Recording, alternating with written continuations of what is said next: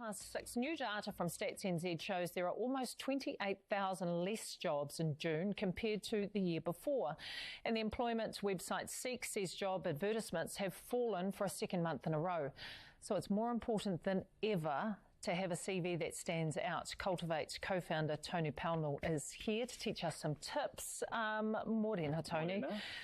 Are you seeing an uptick in people looking for advice about how to stand out with their CVs? I am actually. It's certainly tough out there. It's tougher this year than we thought it was going to be. We thought it'd be better by now. There's a lot of applicants, and I'm pleased to see a lot of people reaching out to go, how can I help? How can I stand out? I wish more did. I could spend my days rewriting CVs for people. A lot of them miss the mark. Yeah, well, like what are the mistakes that you're seeing from people? So it needs to be descriptive. I need to know what you've done and where you've done it, but more importantly, I need to know how good you are. What did you achieve? What did you do in your job that made you stand out? And that is the key. I think most people forget it's a sales document. It needs to sell you. So you need to work through your background to understand what project did you do? What did you do above and beyond to be good?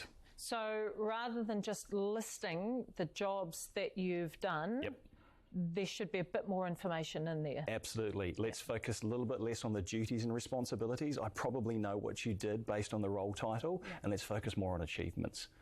But short, punchy bullet points, get to the point, make it really easy to read. You've only got a few seconds to stand out amongst maybe 200-300 people. All right, so how long should a CV be as well? Is it one page? One page is a little short. Even coming out of university, I think you can stretch to 2 just to talk about some of the things you've done in your community, church group. What have you done to stand out in sporting groups? Have you captained a team? Let's look for behaviours or things that you've done, again, to stand out, maybe outside of the professional environment that will translate across, that show you've got good work ethic or good personal accountability. AI, is there a place for that when it comes to your CV? Should we be using it? And how, if we are, should we be using it? Yes. But I think with AI, like anything, rubbish in, rubbish out. It doesn't know you. It doesn't know all the things you've done in your last few roles that caused you to stand out, all your achievements and feedback that you've got. You need to still put that in. So my suggestion to people to use AI is write a really great draft that's got everything in there, all the information, and use it like a really good copywriter. See, we're not copywriters often writing CVs. We're not great at writing about ourselves. So use AI as an editor. So get it to tighten everything up. And in particular, what I say to people is once you've written it, cut all the words out, cut all the fillers out, and get into short, punchy, bullet point sentences. What about cover letters? Should we have that? They're going out of vogue, to be honest. If you're asked for one, absolutely put one together. And then if you are asked for one, what should that look like? So don't put anything in the cover letter that's not in your CV. If those two documents get separated, you want your CV to stand on its own 2 legs. A quick summary of your experience. A quick summary of what makes you good. Why you stand out, and most importantly, a quick summary of your passion for the role. As a recruiter, I want to know you're really actually interested in this and why. So if you can go to the trouble of explaining how this links with what you love doing, then that's really important. I think just while you're talking, I'm going, I would highlight that bit, my passion for the job. I'm just trying to think of ways to stand out, right? Yeah. And how you actually do that in amongst, because there's jobs that are getting hundreds, thousands of applicants, right? Yeah. And so if there is a human on the other end of it that's actually looking through things, I kind of go, what is it? Is there something that I can do that makes my CV stand out? Yes. And I'm just thinking highlighting. Actual highlight, get the highlighter out. I just kind of go, what's that? Yeah, well, it's tricky, isn't it? Because you look at it, it's somewhere between 2 and 4 pages long based on your experience. It's a pretty bland-looking document. There's not a lot of pictures and graphs and things to get. It's words you need to catch attention with. A lot of people aren't getting answers back. They're sending in an application. They hear absolutely nothing, which, as you say, is frustrating.